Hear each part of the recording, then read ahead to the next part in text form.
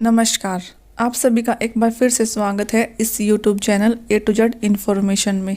हमारी आज की चर्चा का विषय रहेगा चैप्टर नंबर 12 है अंतर्मन जोड़ने वाला लिंक। चलिए शुरू करते हैं। दौलतमंद बनने की ओर 11वां कदम। अंतर्मन चेतना का वह क्षेत्र है जिसमें तार्किक या फिर बाह्य मन तक पांचों इंद्रियों में से किसी भी इंद्रिय द्वारा पहुंचने वाले विचार का हर संवेग वर्गीकृत और रिकॉर्ड होता है तथा जहां से विचार उसी तरह दोबारा निकाले जा सकते हैं जिस तरह पत्रों को फीलिंग कैबिनेट में से निकाला जा सकता है। यह छवियों या विचारों को ग्रहण करता है और उन्हें फाइल करता है, चाहे उनकी प्रकृति कैसी भी हो। आप अपने अंतर्मन में किसी भी ऐसी योजना, विचार या लक्ष्य को स्वैच्छिक रूप से डाल सकते हैं जिसे आप इसके भौतिक या आर्थिक रूप में रूपांतरित करना चाहते हो। अवचेतन मन सबसे पहले उन प्रबल इच्छाओं के अनुसार कार्य करता है जब उनमें विश्वास जैसी भावनाओं का समावेश हो। इच्छा शक्ति वाले अध्याय में दिए गए निर्देशों के संबंध में इस पर विचार करें जहां पर 6 कदम दिए गए हैं, और योजनाएं बनाने और उन पर कार्य करने के अध्याय में दिए गए निर्देशों पर गौर करें। इससे आप यहां पर दिए जा रहे विचार के महत्व को समझ जाएंगे। अंतर्मन रात दिन काम करता है। इंसान उस तरीकों को नहीं जानता जिससे अवचेतन मन असीम शक्ति की शक्तियों से ऐसी शक्ति खींच लेता है जिसके द्वारा यह स्वैच्छिक रूप से किसी की इच्छाओं को उसके भौतिक रूप में बदल देता है, और यह हमेशा इस लक्ष्य को हासिल करने के सबसे व्यवहारिक तथा सबसे सीधे माध्यम का प्रयोग करता है। आप अपने अंतर्मन को पूरी तरह से नियंत्रित नहीं कर सकते, परंतु आप इसे अपनी इच्छा अनुसार कोई भी योजना, इच्छा या लक्ष्य दे सकते हैं जिसे आप मूर्त रूप में रूपांतरित देखना चाहते हैं। आत्म सुझाव वाले अध्याय में दिए गए निर्देशों को एक बार फिर पढ़ें कि किस तरह अंतर्मन का प्रयोग किया जाता है। इस विश्वास को सही साबित करने के लिए पर्याप्त प्रमाण है कि अंतर्मन इंसान के तार्किक मन और असीम शक्ति के बीच जोड़ने वाला लिंक है। यह वह माध्यम है जिसके द्वारा इंसान असीम शक्ति की शक्तियों का इच्छानुसार सहयोग हासिल कर सकता है। अकेले इसी में वह रहस्यमय प्रक्रिया है जिसके द्वारा मानसिक आवेग संशोधित होते हैं और अपने आध्यात्मिक रूप में बदल जाते हैं। यही एकमात्र माध्यम है जिसके द्वारा प्रार्थना उस स्रोत में बदल जाती है जो प्रार्थना का उत्तर देने में सक्षम होता है। अंतर्मन के साथ रचनात्मक प्रयास की जुड़ी संभावनाएं अत्यधिक और अति सूक्ष्म हैं, जिन पर विचार करना संभव नहीं लगता। यह हमें श्रद्धामयी विस्मय से अभिभूत कर देती है। मैं अंतर्मन के बारे में चर्चा करते समय हीनता और बौनेपन के भाव से भर जाता हूँ तथा शायद इसके पीछे यह तथ्य है कि इस विषय पर इंसान का ज्ञान दुर्भाग्य से बहुत ही कम है। जब आप इस बात को सच के रूप में स्वीकार कर लेते हैं कि अंतर्मन का अस्तित्व है और आप उस माध्यम के रूप में इसकी संभावनाओं को समझ लेते हैं जिसके द्वारा आप की इच्छाओं को उनके भौतिक रूप में रूपांतरित किया जा सकता है, तो आप इच्छा शक्ति वाले अध्याय में दिए गए निर्देशों के पूरे महत्व को समझ जाएंगे। आप यह भी समझ जाएंगे कि आपको बार बार यह चेतावनी क्यों दी जा रही थी कि आप अपनी इच्छाओं को स्पष्ट रखें या उन्हें लिख लें। आप यह भी समझ जाएंगे कि इन निर्देशों पर अमल करते समय लगन क्यों आवश्यक है। 13 सिद्धांत वे प्रेरणाएं हैं जिनसे आप अपने अंतर्मन तक पहुंचने और उसे प्रभावित करने की योग्यता हासिल कर सकते हैं। अगर आप पहले प्रयास में ऐसा नहीं कर पाते तो हताश व निराश न हो। याद रखें कि अंतर्मन केवल आदत के द्वारा स्वैच्छिक रूप से निर्देशित किया जा सकता है और इसके लिए विश्वास वाले अध्याय में दिए गए निर्देशों का पालन करना होगा। आपको अभी विश्वास में निपुण होने का समय नहीं मिला होगा। धैर्य और लगन रखें। विश्वास और आत्म सुझाव वाले अध्याय के कई वक्तव्य यहाँ पर आपके अंतर्मन के लाभ के लिए दोहराए जाएंगे। याद रखिए, आपका अंतर्मन अपने आप कार्य करता है, चाहे आप इसे प्रभावित करने का प्रयास करें या न करें। इससे स्वाभाविक रूप से आपको यह पता चल जाता है कि डर और गरीबी के विचार तथा सभी नकारात्मक विचार आपके अंतर्मन के लिए प्रेरणा का कार्य करते हैं, जब तक कि आप इन आवेगों पर विजय न पा ले और अंतर्मन को बेहतर भोजन न दे जिससे इसे पोषण मिल सके।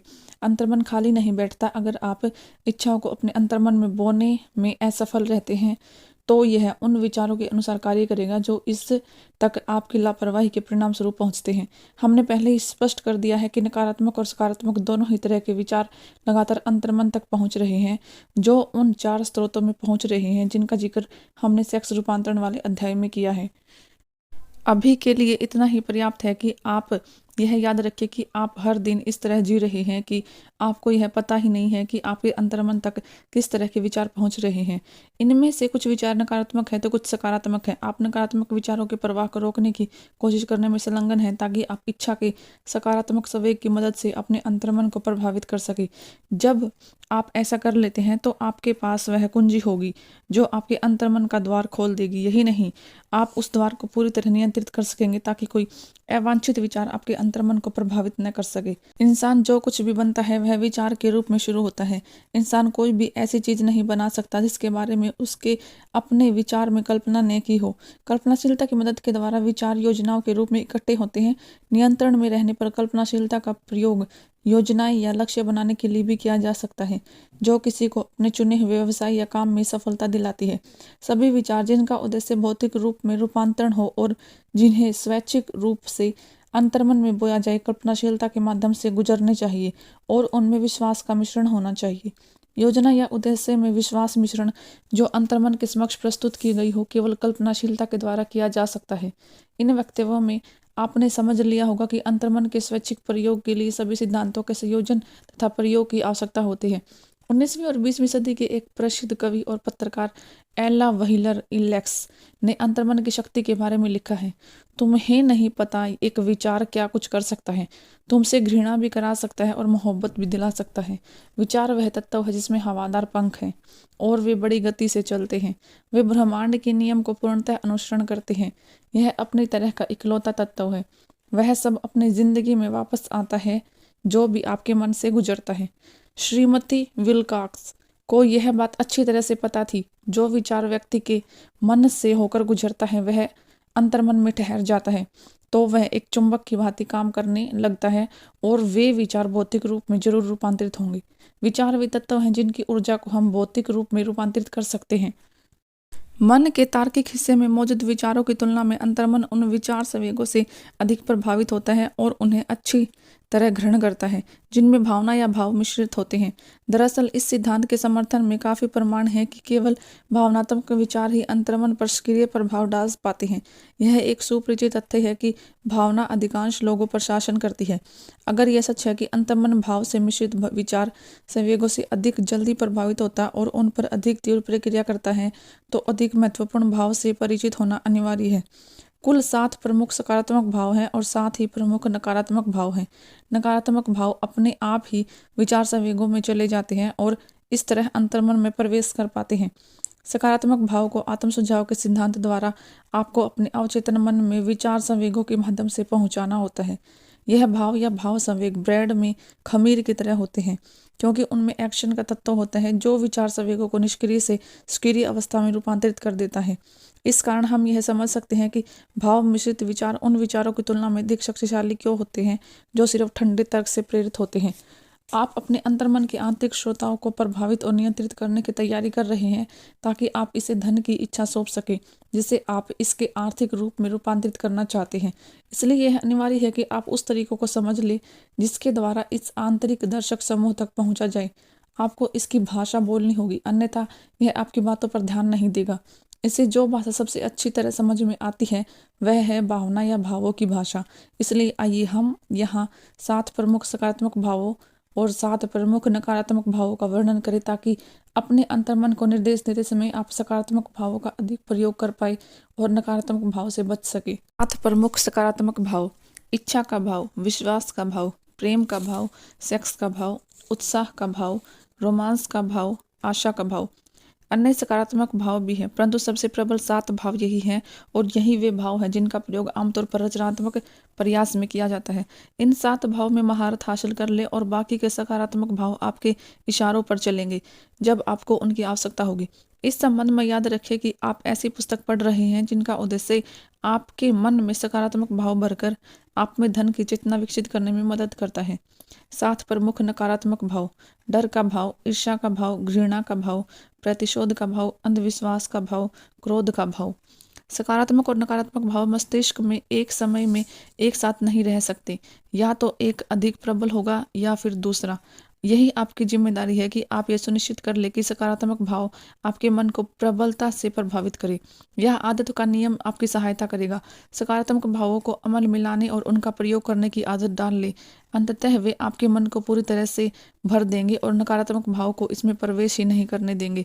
केवल इन निर्देशों को पूरी तरह पालन करने से ही आप अपने अंतर्मन पर नियंत्रण पा सकते हैं। आपके अंतर्मन में एक भी नकारात्मक भाव मौजूद हो तो यह अंतर्मन में रचनात्मक सहायता पाने के सभी अवसरों को नष्ट करने के लिए पर्याप्त है। अगर आप अवलोकन करने वाले व्यक्ति हैं तो आपने देखा होगा कि अधिकांश लोग केवल तभी प्रार्थना का सहारा लेते हैं जब बाकी हर चीज असफल हो जाती है। या फिर वे अर्थहीन शब्दों के कर्मकांड के द्वारा प्रार्थना करते हैं।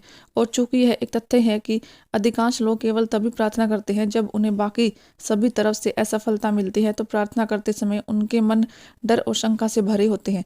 जिन भावों के अनुसार अंतर्मन कार्य करता है उन्हें असीम शक्ति का प्रेषित कर देता है। इसी तरह यही वह भाव है जो असीम शक्ति को प्राप्त होता है और वह इस पर काम करती है। अगर आप किसी चीज़ के लिए प्रार्थना करते हैं परंतु प्रार्थना करते समय आपके मन में यह डर होता है कि आपको यह नहीं मिलेगी या फिर असीम शक्ति आपकी प्रार्थना कर काम नहीं करेगी, तो आपकी प्रार्थना सचमुच व्यर्थ हो जाएगी। कई बार प्रार्थना का परिणाम यह होता है कि आपने जिस वस्तु के लिए प्रार्थना की थी वह आपको मिल जाती है। अगर आपको ऐसा अनुभव है तो याद करें कि प्रार्थना करते वक्त आपकी वास्तविक मनस्थिति कैसी थी और आपको यह विश्वास हो जाएगा कि यहाँ पर जो सिद्धांत बताया जा रहा है वह सिद्धांत से बढ़कर है। वह वक्त आएगा जब स्कूल और एजुकेशन इंस्टीट्यूट में विज्ञान की प्रार्थना पढ़ी जाएगी। उस प्रार्थना को विज्ञान ही कहा जाएगा। यह सार्वभौमिक माइंड तब तक नहीं प्राप्त होगा जब तक लोग डरे हुए रहेंगे। यह तब प्राप्त होगा जब अज्ञान, अविश्वास और गलत शिक्षा समाप्त हो जाएगी और हमारे बच्चे असीम ऊर्जा के ज्ञान को प्राप्त करने लगेंगे। उनमें से कुछ भाग्यशाली अभी भी ये शिक्षा प्राप्त करने लगे हैं। लगभग 2 सदी पूर्व यह समझा जाता था कि प्रकाश ईश्वर के कोप का परिणाम है और लोग प्रकाश से भयभीत रहा करते थे। अब विश्वास की शक्ति को नमस्कार, जिसकी वजह से हमने प्रकाश के इस भ्रम को तोड़ दिया और अब विद्युत बल्ब हर घर की जरूरत बन गया है। अगर हाल ही की कुछ खोजें न हुई होती तो यह माना जाता था कि ग्रहों के मध्य जो जगह बिल्कुल खाली है वहां पर कुछ भी नहीं है, शून्य है, रिक्त है। अब एक बार फिर से विश्वास की शक्ति को प्रणाम।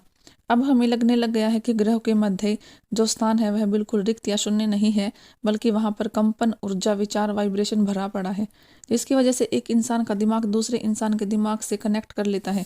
अब प्रश्न यह आता है, तो फिर ऐसी कौन सी जगह है जिससे यह ऊर्जा हर मनुष्य के मन को असीम शक्ति या फिर असीम ऊर्जा से संपर्क नहीं कराती? मनुष्य के तार्किक मन और असीम शक्ति के मध्य ऐसा कोई भी टारगेट नहीं है जो दोनों को आपस में संपर्क करने से रोक सके। बस आपके पास धैर्य, विश्वास, दृढ़ता और एक मजबूत चाहत होनी चाहिए जो असीम शक्ति से संपर्क स्थापित कर सके। सिर्फ हाथ जोड़कर प्रार्थना करने से कोई फायदा नहीं होने वाला। असीम शक्ति का कोई प्रतिनिधित्व नहीं है जो प्रार्थना की वजह से आपको उससे संपर्क स्थापित करने में मदद करेगा। या तो आप खुद सीधे संपर्क करें या फिर न स्थापित करें। आप प्रार्थना की ढेर सारी किताबें खरीद कर ला सकते हैं और उन्हें कयामत तक पढ़ सकते हैं, पर इससे कोई फायदा नहीं निकलने वाला है। वे विचार जिनसे आप असीम शक्ति या फिर असीम ऊर्जा से संपर्क स्थापित करना चाहते हैं तो वे अंतर्मन के उस प्रक्रिया से होकर गुजरेंगे, तभी असीम शक्ति से संपर्क स्थापित हो सकता है। असीम शक्ति से संपर्क स्थापित करने का बिल्कुल वही प्रक्रिया है जिस सिद्धांत पर रेडियो, टीवी या फिर मोबाइल काम करते हैं।